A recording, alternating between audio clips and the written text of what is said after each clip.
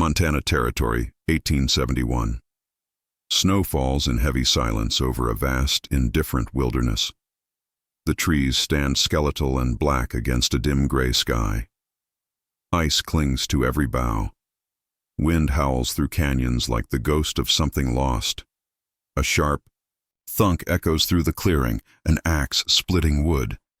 Caleb Rourke stands at the edge of his solitary cabin, his breath pluming in the air, his eyes sunken but sharp. His beard is ragged, jacket stitched with wear, hands calloused from years of surviving what the wild would rather consume. He stacks another log onto the growing pile, then pauses, eyes drifting to the north ridge. Snow keeps falling. He doesn't talk much. Doesn't need to. Not since Anna died. 5 winters gone. The baby never made it either. Since then, he's lived alone in that pine-hewn cabin with only the wind and fire for company. Then it comes, a scream, faint and cracking, as if torn apart by the cold. Caleb freezes. His hand tightens on the axe. The scream again, softer, desperate. Not a coyote, not wind, human. He grabs his Winchester and starts toward the sound, boots crunching through the drifts. His breath shortens with every step, adrenaline rising. He pushes through snow-choked pines until he sees it. A shattered wagon, its wooden frame collapsed under weight and violence. Blood smears across one wheel. The horse is gone. A woman lies half buried in the snow, her dress stiff with frost and her leg bent at an unnatural angle. She clutches 3 crying children to her, barely conscious, her lips cracked and blue. "Help," she murmurs. Caleb lowers his rifle, stunned. The boy, around 10, shields his siblings, trying to look brave. The girl clings to a ragged doll. The baby is silent but breathing. The woman looks up, eyes wide with fear and pleading. "Please, don't leave us. He should walk away. This isn't his fight. These are strangers, and trouble in the frontier rarely ends clean." But her voice, it's ragged and cracked in a way he's heard before. Too many winters ago, a different snow, a different scream. He kneels, lifts her gently, shifting her weight against his shoulder. The boy flinches. Caleb meets his eyes. There's something hard in the kid, something already broken. "You walk," Caleb mutters. "Stick close." The trek back is slow, brutal. Snow lashes their faces. The woman passes out. Caleb never stops moving. He kicks the cabin door open with his heel and lays her on the cot by the fire.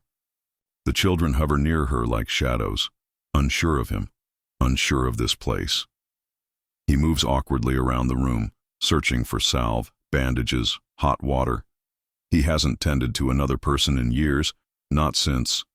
He wraps her ankle, splints it with the precision of a man who once tried to save someone and failed.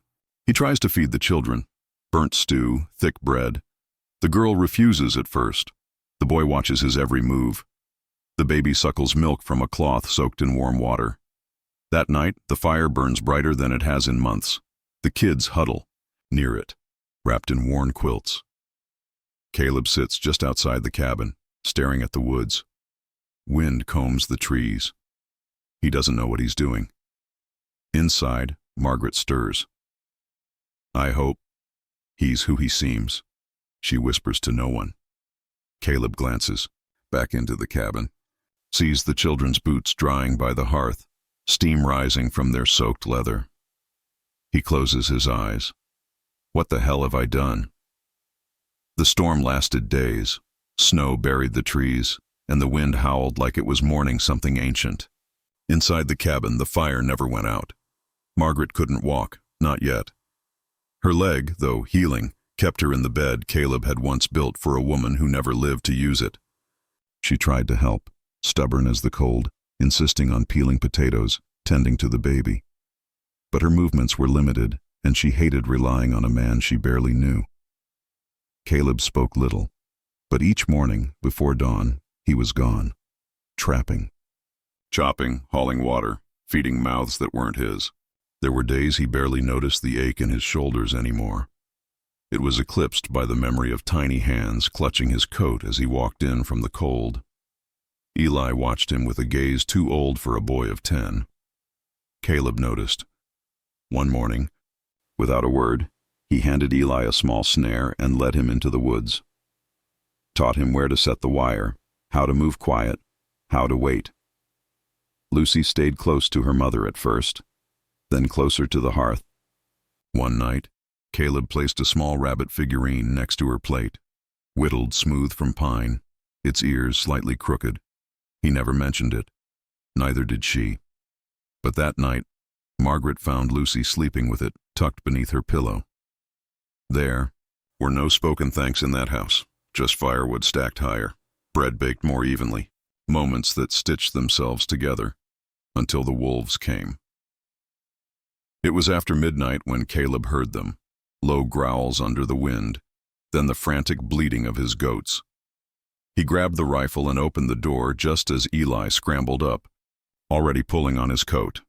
"No," Caleb said, but the boy didn't stop. They ran through the snow. Shapes moved beyond the pen, shadows with glowing eyes. One goat was down, throat torn. The others scrambled. A wolf lunged. Caleb fired once, then again. The shots echoed through the forest like thunder. Eli picked up a stick, waved it, screamed. A second wolf broke off, startled. Caleb reloaded. Another lunge. This one he missed. Eli fell back, face pale. "Stay behind me," Caleb barked. He stepped in front, shoulder low, rifle raised like a shield. The wolves circled, uncertain now, smelling blood but feeling fire. Another shot, another yelp, then silence. They'd run off. For now. Caleb lowered the rifle, chest heaving. He turned to Eli, expecting to see tears, but the boy just stared at. The carcass jaw clenched, breathing hard. "You held your ground," Caleb said, quiet. Eli didn't look away. "You didn't leave me." Later, Margaret knelt by the fireplace, wrapping her shawl tighter. Caleb sat beside her, warming his numb hands. "You saved them once," she murmured. "I didn't expect you to do it again." He didn't answer, but he didn't look away either. A few days later, Margaret told him about Missouri. Her husband had been a miner, hard man but good to the children. The day the mine collapsed, she was hanging laundry. She heard the ground rumble like thunder underground. "Nothing left but his boots," she said, eyes on the fire. Caleb nodded, said nothing, but his face shifted, just enough for her to see the shadow in it. That night, Lucy climbed onto his lap while he sat by the fire reading from a cracked old Bible. She said nothing. He read slowly, stiffly, as though the words weighed more than the pages could carry. She stayed until she fell asleep. He didn't move her, just sat there, holding her gently. A man made of silence and broken wood, smiling like someone who'd forgotten how. It was the footprints that broke that calm. Caleb saw them near the edge of his land, bare feet in the snow, too wide to be animal. He followed them for a few yards before they vanished into the trees. That night, after putting the children to bed, he stepped outside with his rifle. The man emerged from the tree line like a ghost. Leather and furs, long braids tied with red thread, a bow slung across his back. His eyes, dark and unreadable, studied Caleb with the patience of an old pine watching seasons pass. They stood in silence, tension thick. "You shelter more than yourself now," the man said. Caleb didn't lower the rifle, but he didn't raise it either. "Who are you?" "Red Feather." Then he turned and melted into the trees, leaving only breath on the wind and unease in Caleb's gut. He stood in the cold for a long time after that, rifle still in hand. Eyes on the trees, not afraid, just no longer alone. The snow finally softened. Margaret took her first steps again, limping from bed to hearth on trembling legs. Caleb stood nearby, hands half raised, ready to catch her.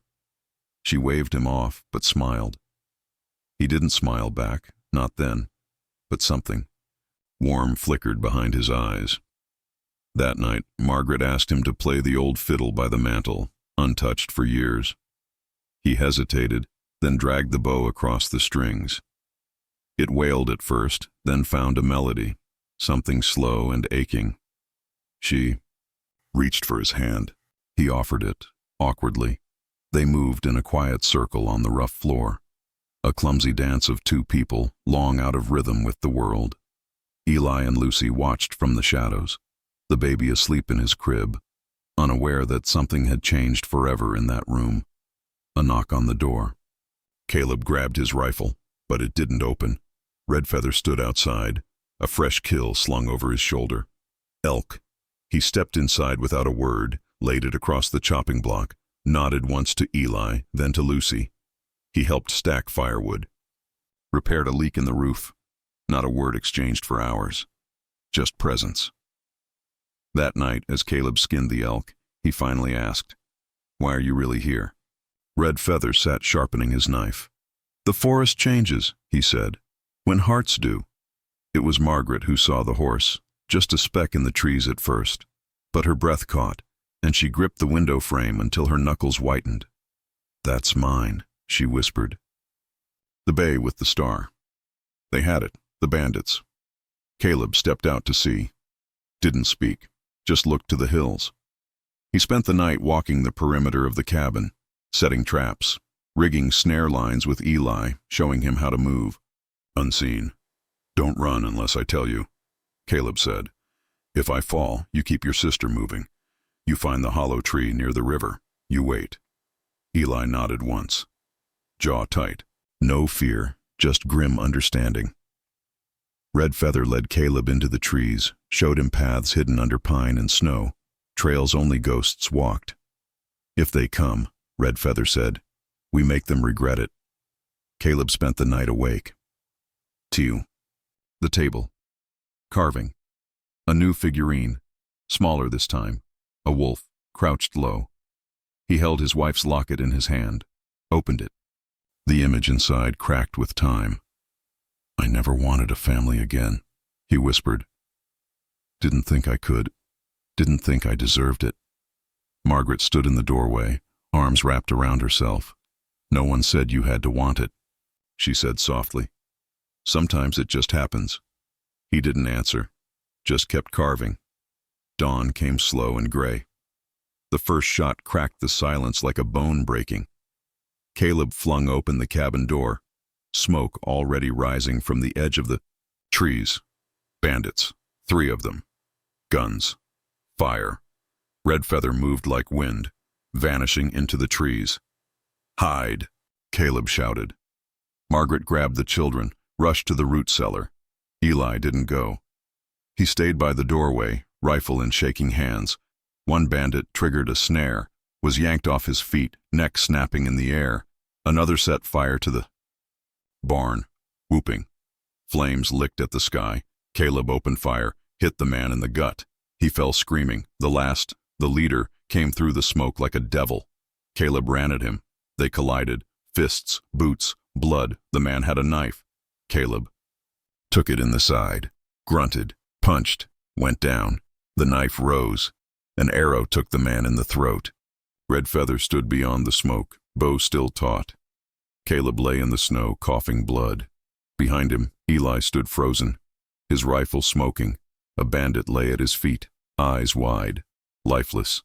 Caleb reached out, bloody hand on Eli's shoulder. "You did what you had to."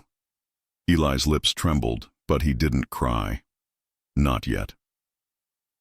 The cabin stood but not untouched. One wall had buckled under smoke and panic, and the roof bore scars where flame had licked it. The barn was gone, only blackened timbers smoldered in the snow. Caleb's shoulder hung useless. The bandit's knife had gone deep, and though the bleeding had stopped, the pain stayed like a warning drum in his bones. Margaret sat beside him, gently wrapping the joint with cloth torn from her skirt. Her hands were careful, but not afraid. "You didn't have to stay," Caleb muttered, eyes fixed on the fire. She paused, fingers brushing his collarbone. "You didn't bring danger, Caleb," she said. "You brought us through it." He didn't respond, just looked at her, that haunted look softening. Redfeather lingered until sunrise. Then he stepped into the tree line, quiet as always.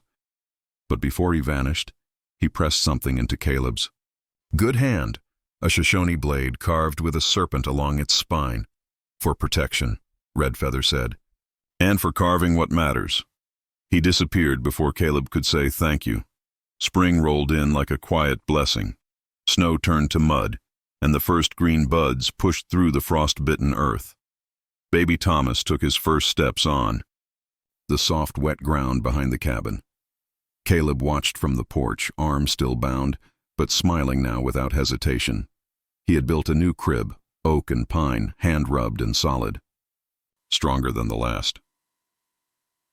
Margaret sat in the sunlight near the door, sewing, humming. She paused when their eyes met. No words were said, none needed. The silence held something fuller now, something earned. One evening, as the sun dipped gold over the hills, Lucy tugged at Caleb's coat. "Pa," she said, unsure. He looked down at her. Didn't flinch. Didn't speak. Just placed a hand on her head, rough and gentle. He walked into the woods later that night. Stopped halfway through whittling a piece of birch. Sat against a tree, hands shaking, and wept. Not loud, not long, but for the first time, freely. The journal was Caleb's. Worn leather, its corners curled from years of disuse. Now, fresh ink bled across the page like thawed streams over rock. I didn't ask for them, didn't want them. But they came, and they stayed. And somewhere in the quiet between snowstorms and supper bells, they made a family of me.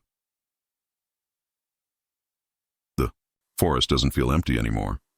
The homestead had changed. A new barn rose slowly from timber Caleb and Eli hauled together.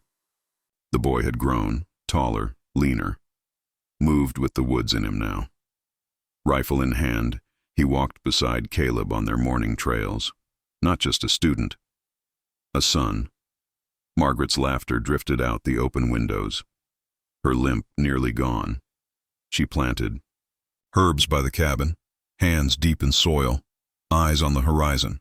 Lucy chased chickens with a wooden sword, her rabbit figurine now faded from play and sun. She wore it around her neck like a talisman. Thomas babbled nonsense in the grass, dirt smeared across his face. Happy. The cabin wasn't just shelter now. It breathed.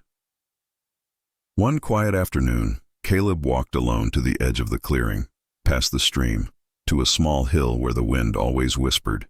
There lay the grave, overgrown now, but still marked by a simple wooden cross. He knelt beside it, reached into his coat, placed a carved rabbit on the grave, polished, smooth, ears upright. "You said I'd never love again," he murmured. "I thought you were right." He stood, eyes misted, jaw set, then turned, walked back toward the sound of a baby's laughter. Smoke curled gently from the chimney as he crossed the field. The wind carried voices, Margaret's, Lucy's, Eli's. Life, tangled and loud and messy. Home, the cabin under dusk's warm glow, a flicker of firelight behind the windows. Chickens wandering the yard, a fiddle tune humming from somewhere inside. Lonely woodsman takes in a widow and her 3 children, and learns he's not alone after all. If this story touched your heart, give it a like, share it with someone who believes in second chances, and don't forget to subscribe for more frontier tales of resilience, family, and hope.